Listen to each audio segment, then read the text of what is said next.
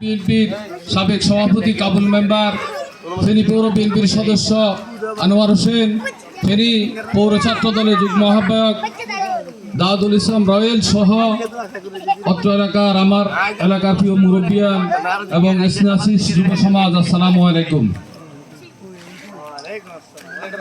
অত্যন্ত দুঃখ নিয়ে আজকে এখানে উপস্থিত হয়েছে। বিগত বেশ কিছুদিন যাবৎ এলাকার ছোট ভাই বড় ভাই অনেকে বলছে যে কয়েকটা জায়গা সম্পর্কে বলছে যে এগুলাতে রাত্রেবেলা এসে কেউ মাদক সেবন করে, কেউ মাদক বিক্রি করে।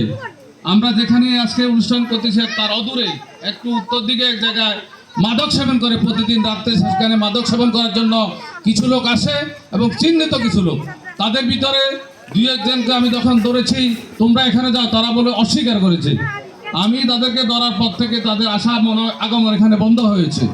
এভাবে আমাদের পাশের বাড়ির দু একটা ছেলে মাদক বিক্রি করে, দীর্ঘদিন থেকে তারা মাদক বিক্রি করে মাদকের সাথে জড়িত।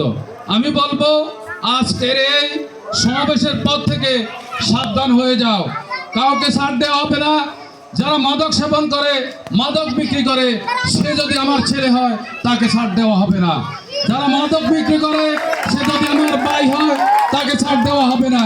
যারা মাদক সেবন করে তারা যদি আমার সমাজের লোক হয় তাকে ছাড় দেওয়া হবে না। তাদের বিরুদ্ধে সামাজিক ব্যবস্থা গ্রহণ করা হবে, আইনত ব্যবস্থা গ্রহণ করা হবে, কাউকে ছাড় দেওয়া হবে না। মাদক এমন একটা জিনিস আমরা অতীতে দেখেছি, মাদকের কারণে আমাদের পাশের বাড়ি বাচ্চু ধীরে ধীরে ধ্বংস হয়েছে, মৃত্যুর দিকে ধাবিত হচ্ছে, মৃত্যুবরণ করেছে। মুমিন মাদকের কারণে এমন ভাবে জটিলতায় পড়েছে তাকে শেষ পর্যন্ত মৃত্যুবরণ করতে হয়েছে। এভাবে আমি আমাদের এলাকার ভুক্তভোগী অনেকে দেখেছি মাদক সেবন করার কারণে কি অবস্থা হয়েছে। তাই আপনারা সবাই কম বেশি জানেন মাদকের কি অবস্থা, মাদক সেবন করলে কি অবস্থা হয়। আমি আজকে আমাদের এই গ্রামের মুরব্বিয়ান উপস্থিত আছেন, যারা উপস্থিত আছেন দলমত নির্বিশেষে সবাইকে অনুরোধ করব, যেখানে দেখবেন মাদকের ব্যবসা চলছে চাপি ধরে ফেলবেন, প্রথম বুঝাবেন।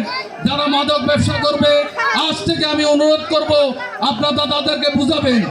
বুঝানিতে যদি কাজ না হয়, যারা যেখানে মাদক ব্যবসা করবে সেখানে আপনারা দু চারজন তাদেরকে ধরে ফেলবেন, আমাদেরকে খবর দেবেন, আমরা তাদের বিরুদ্ধে ব্যবস্থা নেব। আমরা তাদেরকে ছাড় দেব না, কারণ আমাদের ভবিষ্যৎকে আমরা ধ্বংস করতে পারি না, আমাদের যুব সমাজকে আমরা ধ্বংস করতে পারি না, আমাদের ছাত্র সমাজকে আমরা ধ্বংস করতে পারি না। আমি বলবো আজকে যুব সমাজকে, আজকে সমাজের সবাইকে বলবো মাদকের বিরুদ্ধে আমাদেরকে যদি সোচ্চার হতে হয়, সর্বপ্রথম আমাদের ধর্মীয় কাজে আমাদেরকে অনুপ্রবেশ করতে হবে, আমাদেরকে নামাজ পড়তে হবে, আমাদেরকে ধর্মীয় কাজ পরিচালনা করতে হবে। আমরা আমাদের ভিতরে যখন খোদাভীতি আসবে তখন ওই মাদক থেকে আমরা ফিরে আসবো, মাদক থেকে আমরা দূরে থাকবো। কারণ আমি যদি মাদক সেবন করি, সেবন করার সময় আমার ভিতরে যদি আল্লাহর সে ভীতিটা আসে, আমি মাদক থেকে সরে আসবো। তাই আমাদেরকে নামাজ পড়তে হবে, ধর্মীয় কর্মকাণ্ড চালাতে হবে, পাশাপাশি মনের খোরাকের জন্য খেলাধুলার মধ্যেও থাকতে হবে। চাই খেলাধুলায় যারা যে খেলাধুলায় থাকতে চায় খেলাধুলার ব্যাপারেও সহযোগিতা করব, ধর্মীয় কাজেও সহযোগিতা করব। আমরা সবাইকে ধর্মীয় কাজ এবং খেলাধুলার প্রতি সম্পৃক্ত থাকার জন্য, সমাজ গড়ায় সম্পৃক্ত থাকার জন্য উদাত্ত আহ্বান জানাচ্ছি। আমি আমার বক্তব্য দীর্ঘায়িত করব না। আমাদের গ্রামের মুরব্বীরা এখানে উপস্থিত আছেন, সকল মুরব্বীকে আমি অনুরোধ করব আপনারা এই ব্যাপারে সচেতন হন। নিজের সন্তান কোন দিকে যাচ্ছে সেটা দেখেন, নিজের প্রতিবেশীর সন্তান কোন দিকে যাচ্ছে সেটা দেখেন, ভাইয়ের ছেলে কোন দিকে যাচ্ছে, আপনার ভাই কোন দিকে যাচ্ছে সেটা দেখেন, আপনার ভাইয়ের কোনো অসংলগ্ন কিছু দেখতে পাচ্ছেন কিনা সেটা দেখেন, সেটা দেখে তাকে সতর্ক করেন, তাকে বুঝান, বুঝে সঠিক পথে ফিরিয়ে আনেন।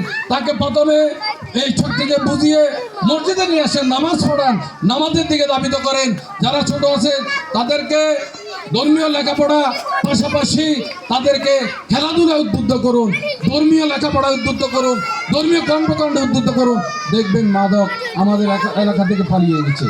আমরা দেখেছি মাদকের ছড়াছড়ি ছিল, অত্যন্ত কঠিনভাবে ছড়াছড়ি ছিল কমার্স কলেজ রোড, সেখানে হিরোইন বিক্রির জন্য লাইন ধরেছে। পাশাপাশি ব্যাপারী বাড়ি, তার পূর্ব পাশে ব্যাপারী বাড়িতে তখন কয়েকজন মাদক চিহ্নিত মাদক বিক্রি করত, আমরা দেখেছি।